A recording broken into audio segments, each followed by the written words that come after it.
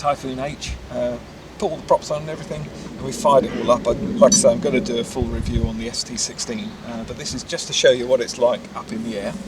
So to arm it, we simply hold down the arm button, same as you would do on a Q500, and then to go up, simply as per normal.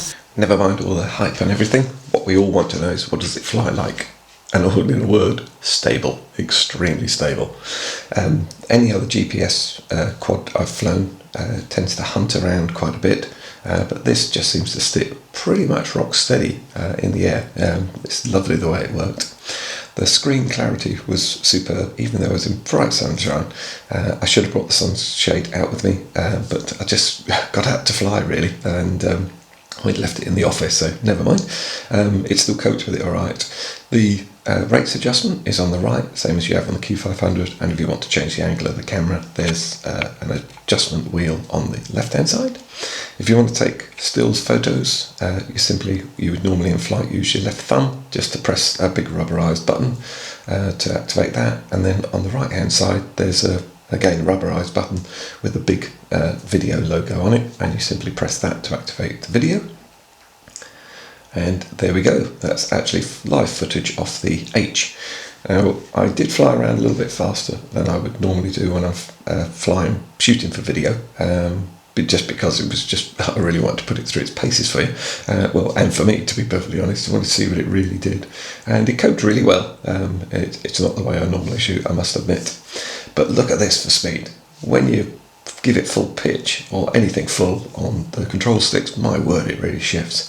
And it's almost like if you pitch full forward and it nails it basically on high rates, it suddenly will pitch backwards if you just stop, and it's almost got air brakes. Just incredible, yeah. But the gimbal coped with it amazingly well. I don't know what they've done with that, but they've improved it. I've always been pleased with my Q500, but it's absolutely superb. It's really good. The camera is a completely new camera, I do know that, though it looks the same as the other one. This is a Seago 3 Plus, and it is superb. I didn't get any lens flare at all.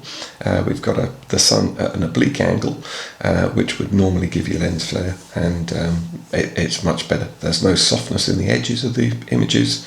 I mean, I've always been pleased with the Q500, but this I think is going to be better. I hadn't lifted the undercarriage or the landing gear. A little bit too excited, I think. So there's a big switch on the top that does that, which you should do as soon as you take off. But eventually I noticed and remembered to do it. So we lifted the landing gear, as you saw, and now it looks like a DJI Inspire, I think, in the sky.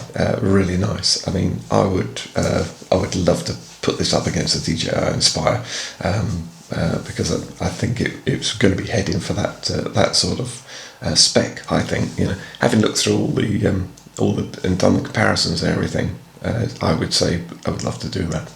Anyway, on with this. So that was full high rates and full throttle, and as you saw how quick it rapidly went up. Really nice.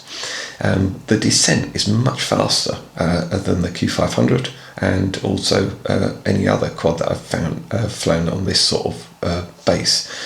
It's absolutely superb, but the gimbal copes with it, but it almost falls out of the sky, but not quite, if you like. I brought it back towards me, and now this is going up on tortoise rates, so the very low rates, and as you see, really super smooth and really quite slow, which is ideal for beginners, or ideal if you just want to shoot the smoothest video you can. And the nice thing I like about the Yuneec system is you can adjust the rates while you're flying. So if you need a bit more willy to fight against a bit of wind, or if you want to slow it down in mid-process of anything, you can do it with the rates adjuster on the right hand side. I like that on my Q500 as well. So let me bring this back in close to us, and then I want to show you how the camera actually rotates. The camera can continually rotate under the H, but what you have to do is flick a switch, which I hadn't really picked up. It's so that it more or less stays in like an FPV mode, so it's always facing forward until you flick the switch, and then you can rotate the camera around at the base, as you see.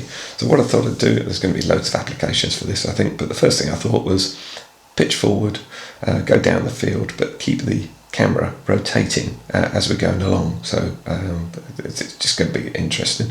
I did turn the rates up on the actual turn of the camera to full, so it's a little bit fast, but it's going to be nice to be able to control that. We're going to be looking at, I think it'd be quite easy to fly and also control the camera, where a lot of systems you would have somebody else who was controlling the camera. Going to bring it back on into us, and as you can see, it's so smooth, and with the legs out of the way, the landing gear out of the way, going along close to the ground is not a problem, and it's just lovely. I just hope I never clip that camera. Good job it's a demo one, isn't it? So to come in and land, that's the end of my playtime.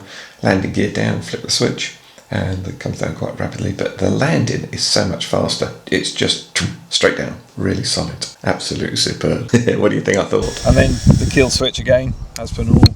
Awesome piece of kit, loving this.